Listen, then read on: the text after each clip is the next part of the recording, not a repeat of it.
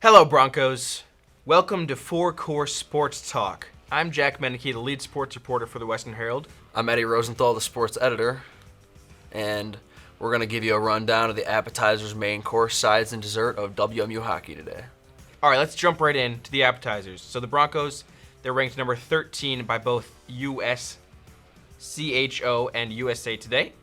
They have a 17-10 and 1 record with an 8-10 conference record. Interestingly enough, they have a better away record than home record. They have a 9-7 record at home and an 8-3-1 record away. Why do you think that is, Eddie? I think it's just been a tougher schedule at home. I don't think it's been really anything to do with the team or the fans or anything like that. I think it's just been a little bit of a tougher home schedule, right. And I don't think there's anything really, any asterisks on it or anything like that. And, I mean, just going off that, the players and coaches, like what I've talked to them about, they've said that the Lunatics are just everything that they could ask for. So I don't think it's anything to do with the fans. I think it's just been scheduled. They always praise the fans after the game. Right, exactly. No matter what. It's always electric in there. It is.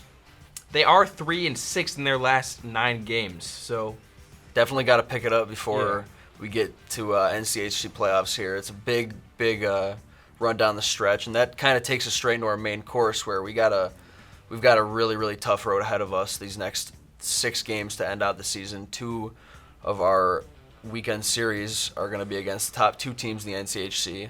Yep. We've got St. Cloud State coming up this upcoming weekend. Tomorrow when this recording comes out, and they currently sit 7 points ahead of us, so we can't even catch up to them in the standings this weekend. It would have to be something after that. They would have to lose another game. And just so everyone knows, we're 4th place in the NCHC right now with 29 points. North Dakota's in 1st place with 37 points. St. Cloud State is in 2nd with 36. And then we actually just got beaten out by Colorado College. They just jumped us last night. They just got to 30 points because they were at 27. They won last night when we have a bye week this week, so there's no chance for us to earn points this weekend. So they're at 30 now, and they're in 3rd. And then right behind us, Denver has 28. Is that right? Yep, sitting behind us, 1 point behind us. Yep. So it's a tight race for 3rd, 4th, 5th. It's going to really come down to the wire there at the end of the season. Right, because honestly, those top 2 spots, they can be reached, but a lot of things would have to go right for the Broncos. A lot of things.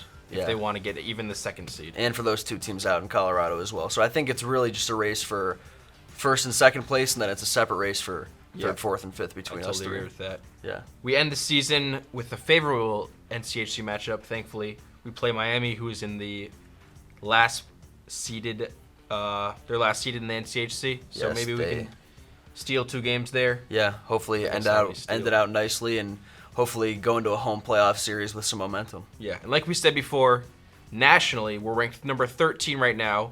We jumped from 2 weeks ago when we were 14 to now 13. Currently sit ahead of Michigan, St. Cloud, who we play this next weekend, and Colorado College, who just jumped us in the standings like we were saying. And so now it's really just up to the Broncos to hold that spot so we can try to contend for a national bid for the NCAA tournament. All right, should we move on to the sides? Let's move on. All right, so I want to talk about overtime and how the Broncos have struggled with overtime this season. They're 0-5-1 overall and 0-5-1 in overtime against NCHC opponents. Why is that, do you think? I don't really think there's any rhyme or reason. I think it just comes down to sometimes, I wouldn't say luck, but maybe just who can hold the puck better, who's got momentum, because we've lost some overtime games on the first possession from the other team. Right. I was at a game where they lost in 15 seconds to Colorado College in overtime, so that was a little bit heartbreaking for the game that it was before that. So I think it's just about locking in during overtime and just making sure you have the right 3 guys out there to match up against their 3 guys. Yeah. I have seen some games, though, that we've gotten the puck, had some chances, given it back to them, and then really on their first chance again. So I don't know if it's maybe something where the defense is not holding up in overtime, but something that just got to strike first. Yeah, got to strike first, right, and could be something crucial come playoff time. Could knock us out, end our season. Who knows? All right, let's move on to the desserts. So I kind of just want to talk about the scheduling of the NCHC tournament. So the quarterfinals are scheduled for March 14th through 17th. And if the Broncos were to be in that quarterfinal spot and play a game 3 on the 17th, that's St. Patrick's Day. That is St. So Patrick's Day. we got a green out, Yeah. if you will. Be wearing all green in the Lost and Lunatic section. Yep. Would be really fun. We got to get a top 4 seed. Uh-huh. Go 1-1, split that first 2 games, and then So yeah, could be a rowdy March 17th. could be a very fun day.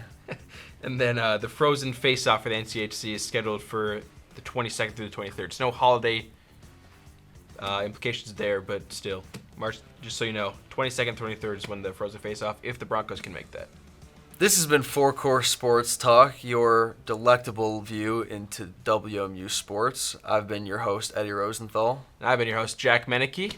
And thanks for watching. Go Broncos!